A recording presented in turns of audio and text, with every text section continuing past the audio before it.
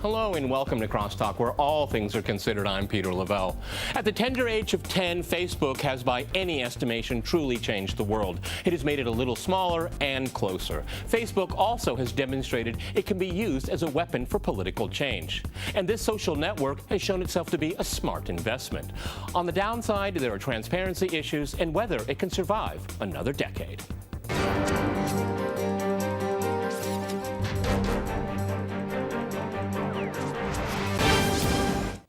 To CrossTalk Facebook's anniversary, I'm joined by my guest, Clive Thompson in New York. He is a technology journalist for Wired and the New York Times Magazine, and author of Smarter Than You Think, How Technology is Changing Our Minds for the Better. Also in New York, we have Ed Krajewski. He is an associate editor at Reason 24/7. And in Washington, we cross to Austin Peterson. He is the CEO of Stonegate and editor of thelibertarianrepublic.com. All right, gentlemen, CrossTalk rules in effect. That means you can jump in anytime you want. Clive, you know, I think over the last few days celebrating and remembering the startup of Facebook, we all know a lot about its accomplishments, and there are many of them, and a couple of stumbles here. But go into your crystal ball for me. Can they repeat the same thing during the course of the next decade? You know, I don't think they're ever going to be as big as they were maybe a year or two ago. They're almost like a utility for the internet now. Everyone sort of has to use it to get certain things done, you know, party organizing, whatnot. But I don't think people find it an exciting thing to use anymore. It's not fresh and new. All the action is starting to move over to these chat services like Snapchat or WhatsApp or whatnot. That's where kids are going these days. So I think it's sort of established itself as this kind of extremely useful tool, and it will hang around for those useful purposes, but I think that the air will slowly leak out of the balloon over the next 10 years. Austin, what do you think about that? Because I think it's also it's reliable, let's put it that way, but it's not nearly as exciting, and you know, I think I've more or less met all my old friends from the past. I mean, it's trickled off quite a bit, tapered off quite a bit. Well, personally, I am a Facebook bull. I do see a positive future for Facebook, and the reason is because it's such a great tool for businesses. My small business actually runs mostly on Facebook, where 80% of our profits do derive from Facebook traffic. And Princeton University actually did a study recently that compared Facebook to a disease, like a virus, and how it spreads and then it dies. But I actually disagreed with it because Facebook then turned around and slapped down Princeton, showing a study that showed that Princeton's numbers are declining according to their own formula. And they used it to show that the growth of Facebook will continue. And consider this, only 2 billion of the 5 billion people in the world are actually on the internet right now. So as the internet continues to grow and we have more people in the world who will be on the internet, I think Facebook will continue to grow as more people are getting connected. That's a very good point. Ed, if I can go to you, I use Facebook very much like Austin does. I use it to promote myself and this program. And you know what? It is effective, okay? I do get it, because the sharing thing is what I like most, because I find my stuff in places I never could have imagined, and it was because someone shared it from Facebook. So I mean, from again, a utility from people like me, it is very, very useful, though at the same time I have to put up with a lot of people that I don't really call friend. I think Austin hit the nail on the head there. I think as long as it's profitable for people to use, as long as there's ways that people can use it that works for them, it's gonna continue to be popular. You know, Friendster still exists. MySpace still exists. So, and these things don't have nearly the user base that Facebook does. But even MySpace, it still helps certain artists sell their music. And so it still exists. And so Facebook will always exist. And so whether not always, maybe, but I think it will last longer than this Princeton study said. I think what the younger kids are using is just going to be so different from what Facebook is. And I think that's just a part of us getting old, you know? And I know guys like Austin and me, we don't like to think that we're getting old, but we're getting old, you know? Like, I don't even know what Snapchat is. I didn't know what Snapchat was till I heard about it from Rand Paul. That's how out of it I am. So, speak for but yourself, I think that's Ed. also important to know that the younger All right, people gentlemen, are going to find something else. This program is not known for much laughing, okay? Clive, if I can go to you. I think, you know, Ed really brought up a point that I wanted to bring up anyway on this program, is demographics. And there's something very much interesting about that, because when I first got on, I just thought it was for these kids, you know, and I resisted getting on in the beginning because I thought, well, this is for teenagers, right?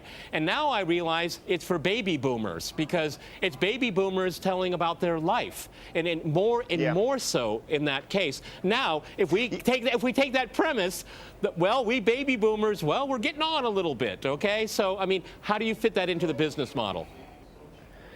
Well, the truth is, I mean, so I'm Gen X, I'm 45, and there's a ton of people in my cohort in there using Facebook.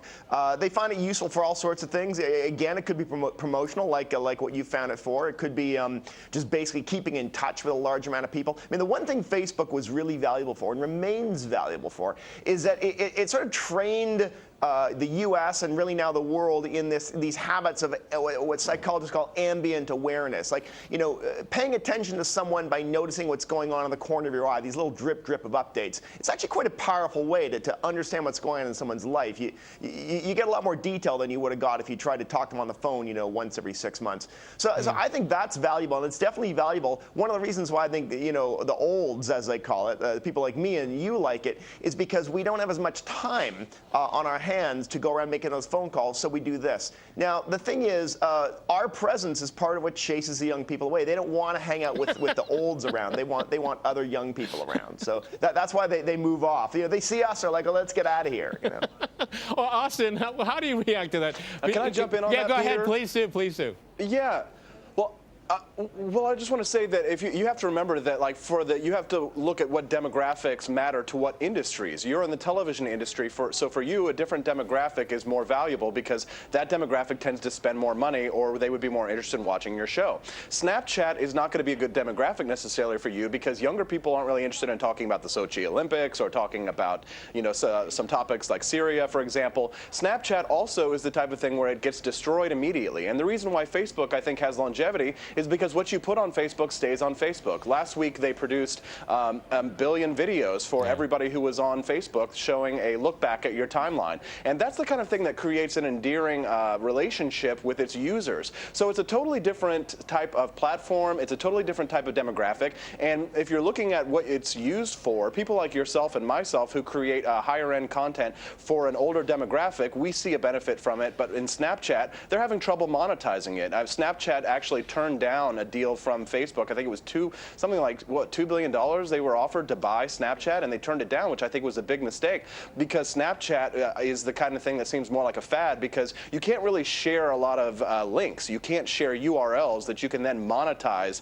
on the back end. It's just something that you can use for fun. But Facebook is the type of thing that exists, it has longevity, and it's the type of thing that can result in long-term monetization. So from a business standpoint, the demographics that Facebook incurs are the type of demographics that you and me can make money on.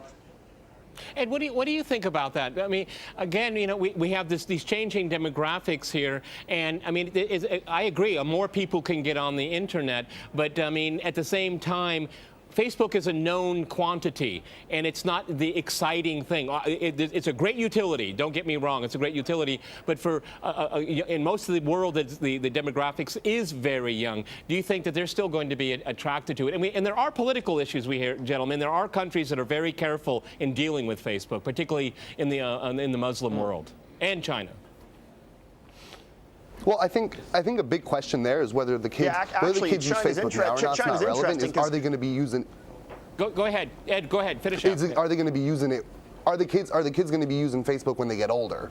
Because Snapchat has what they want now, but when they get older and when they do become media consumers and they want the stuff that me or Austin or you are putting out, then are they going to move to Facebook? And I think that's a big question too. And I think the cultural stuff, you can't kind of gloss over that either, because I think in Russia, correct me if I'm wrong, there's another kind of, they have their own social network, right? And it's huge in Russia. It's called VKontakte. And everyone's on it. And Brazil's got their popular. It's very popular.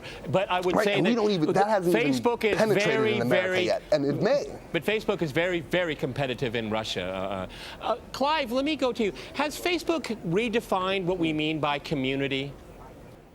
Yeah, well, in one sense, yes, because it has allowed us to stay in contact with what sociologists call weak links. Okay, so you think about your strong links. Your strong links are the people you know really well. Your BFFs. The 4 or 5 people that you know really well, a couple of family members you know really well. Those are people that those are your strong links. You talk to them a lot. You pay really close attention to them.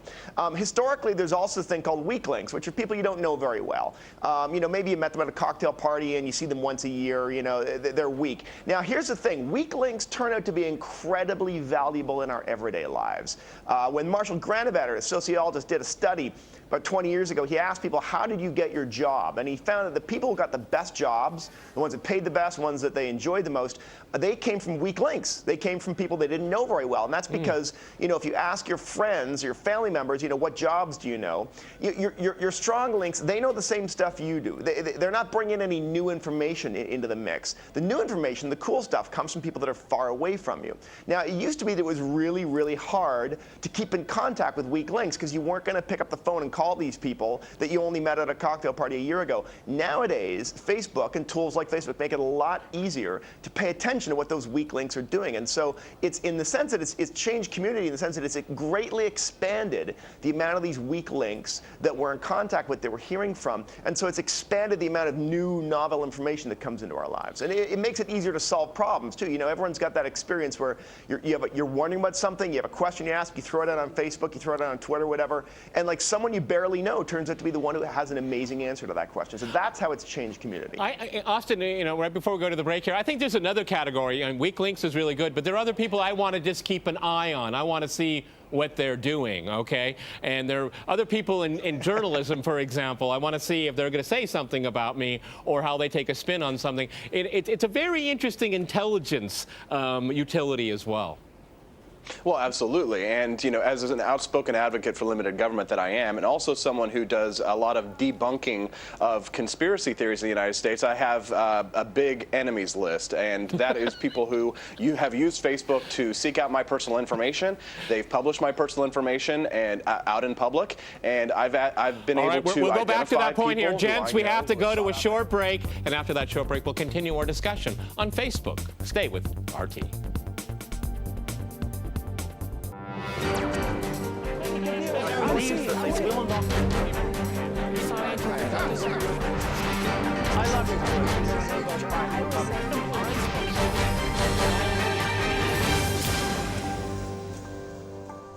Welcome back to CrossTalk, where all things are considered. I'm Peter Lavelle. To remind you, we're discussing Facebook's 10th anniversary.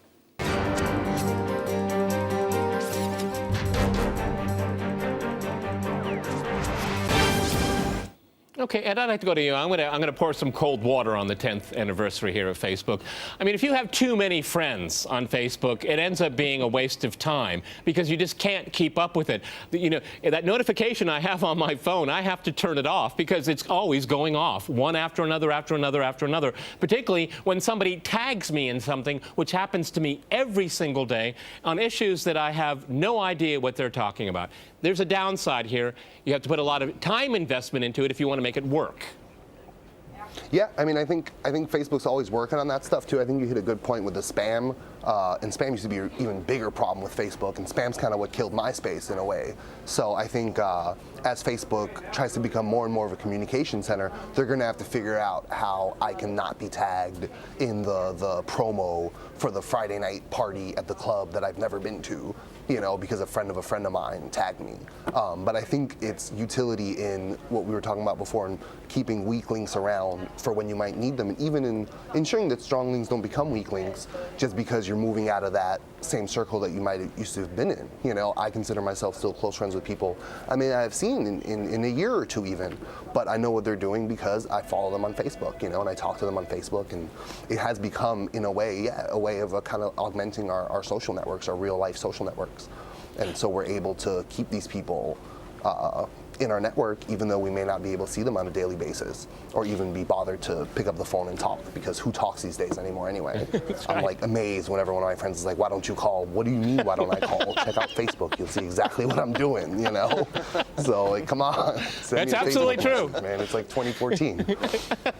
Okay, Clive, I mean, again, this tagging thing really irritates me because people want me to support a cause, okay? You know, every single cause you can imagine, they think that, you know, maybe I can help them out. Yeah. However, to be fair, remarkably enough, Facebook is turning into an unpaid producer of this program because there are people that write to me and ask me to appear on this program. We don't have to look for them. They come to us now. Again, as a tool, I have really good things to say about it, except for I get those notifications just way too often. I'm going to turn it on after this program, and it'll just go one after another after another. Go ahead. Yeah, I think the sort of social overload is a thing a lot of people deal with. There's this curve of engagement, like when people were new to Facebook, or when they start into almost any new service, whether it's Twitter, WhatsApp, whatever. At first, it's really exciting because it offers you this kind of new way of seeing the world, of seeing people around you, and so people get really excited and they load on the friends and they load on the contacts and they get this very big feed going, and then after a little while, it starts to become kind of, oh my God, can I manage all this? And it feels like an onerous burden. And this is a funny thing, I've read all these academic papers that have looked at, as Facebook has matured, you look at at people's attitudes towards it. Even as they say, yeah, I get value out of this. This is useful for X, Y, and Z. No question there. It's shifted to feeling like almost like tending a garden. It's like a duty or a Yes. or a task now, as opposed to something delightful. It kind of reminds you of the way, you think of email back in the 90s, it felt exciting and fresh, like, oh my God, I've got an email, this is kind of fun. That's great when you're getting like 10 emails a day. When you're getting like 300 a day, suddenly it becomes this a bit of a slog. And so there's always this tension with Facebook where it's, and tools like this, they're fun, they're useful, but they also can become kind of a bit of a slog if you don't watch out. Austin, let's talk about the privacy issue and NSA and the sharing of users' information. And this is something that is a concern. We finally had Facebook and Google and others admit that they give information upon request. And in the case of Facebook, they gave 80% of all requests to the U.S. government in the United States, not other countries, but in the United States. How do you deal with that there? Because that's a chilling effect here. I think all of us in the back of our head know somebody could be watching, but we have evidence now that some are. Well, right. So it all comes down to personal choice. I don't agree with the government coming in and creating these surveillance programs in the first place. But what people have to understand is that we are voluntarily choosing to create this information. And what Americans and indeed everybody around the world needs to understand is that if you choose to get on a social network and you choose to put content up there, you are putting yourself at risk. And so everyone needs to understand the risks that are inherent in this. And certainly I've actually been burned by this before personally, where information that I had put online was shared with people and used in a malicious manner, so that people do need to understand that there are security risks inherent with using the social networks. But again, it's not as if the government is coming in and saying you all need to be on this social network and you need to give us this information. People need to use common sense, and they have to understand that what they put out there could possibly be spread around. You should assume, even if your privacy settings are set to private and people outside of your friends list can't see it, you should assume that if anyone can see it, then they might copy it, download it, share it with their friends. So the security problem really isn't necessarily even the government so much as the person, the onus should be on the person who is creating that information. And you have to understand, if you choose to use those selectively, there is a security risk inherently involved. Okay, Ed, do you think that Facebook, if the government requests information on your account, do you think that Facebook should tell you that the government has requested information? Because there are things that are on your page are not seen by everyone. Okay, you can hide things, you can put things in folders and things like that. I mean, not everything there is seen by everyone, but you can have more information there. I mean, don't you think it's incumbent upon the provider to say, hey, someone's making some inquiries here? I think it would be great. I think that's what Facebook wants to do. I think they want to be able to tell us that. I think the government would not let them, and that's kind of what the fight right now is about. I think more importantly, though, if I have something on my Facebook account that's going to get me in trouble with the government, then I'm an idiot. Because once you put something on the internet, it's there. The internet is the internet. And like Austin said, you can set it to private, you can set it to whatever you want. There are people out there who fish private photo bucket accounts, things that are a lot more private than Facebook, and people will grab everything out of there, So I don't understand whether it's us emailing something that we don't want the NSA to know about, or whether it's Chris Christie's aides texting about shutting down a bridge. It's ridiculous. It's the idea that any of this stuff is private. We have to fight for the privacy rights, but we have to understand if you're putting it on Facebook, you're putting it out there for the world, whether you understand that or not. And I think the younger people do understand that, and that's why they're on the Snapchat, because the Snapchat, like we said, is not permanent. It disappears as soon as you finish the chat. And I think the young people understand that because they understand privacy. But the a lot baby better way than permanent we do because in a you way. can take a screen capture of it. Okay, that's true. But I was just saying, exactly. That's true. But the difference between the generations is that the baby boomers want everything saved forever. Okay, that's the difference here. Clive, how do you feel about that?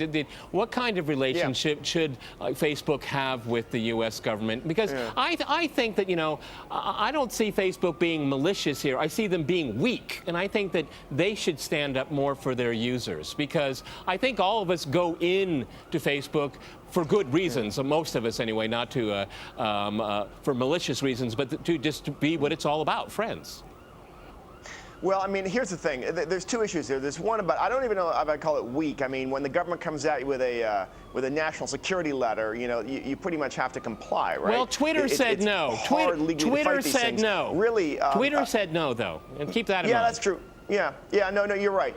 But the point is, the problem begins at the level of bad legislation that's created an environment where dragnet spying becomes the official policy of the government, the three-letter agencies.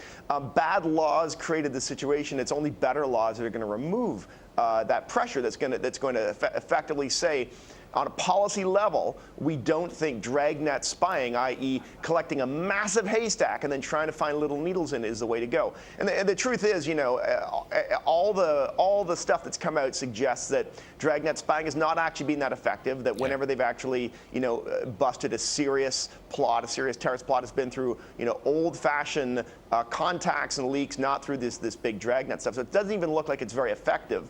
So I think we definitely need better laws, and if you have better laws, then the environment for sharing online becomes less dangerous and less toxic. I quite agree that if there's something you really don't want the public to know, don't put it online. The one area where I would give Facebook some culpability here is that they have regularly and constantly change the terms of their service, the way they work over time, so that stuff that you used to think was only being shared with a small private circle of friends becomes much more and more public. If you look at the way they've changed their settings over time, they're constantly pushing open.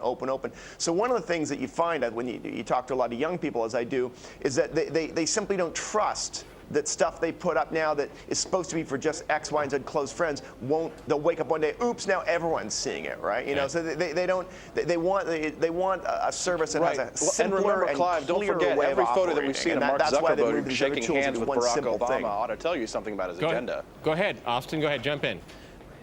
Well, I want to remind everyone that Facebook, being a private company, it doesn't mean that they necessarily have the public interest in good. I mean, there was a quote from Mark Zuckerberg that came out several years ago where he said that his users were, quote, effing idiots for giving them all their data. So, and remember, back in December, there was a major push by Facebook to restrict the amount of organic traffic that can go to certain pages. And Facebook, in effect, chose winners and losers by deciding which publications would be allowed to maintain a large amount of organic reach, which is how many people you can essentially have visit your page for free or see your post for free.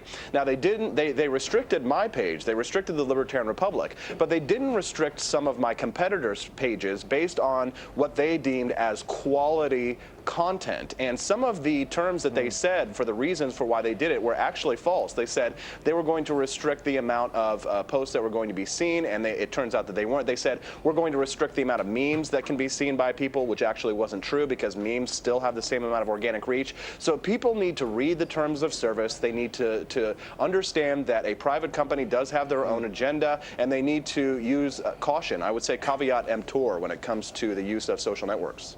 All right, gentlemen, we're fastly running out of time. I'm going to ask my viewers a favor here. Please go to my Facebook page and look at the video that Facebook made for me during my time on Facebook and tell me if it reflects what you think you see on this program. Many thanks to my guests in New York and Washington, and thanks to our viewers for watching us here at RT. See you next time, and remember, CrossTalk rules.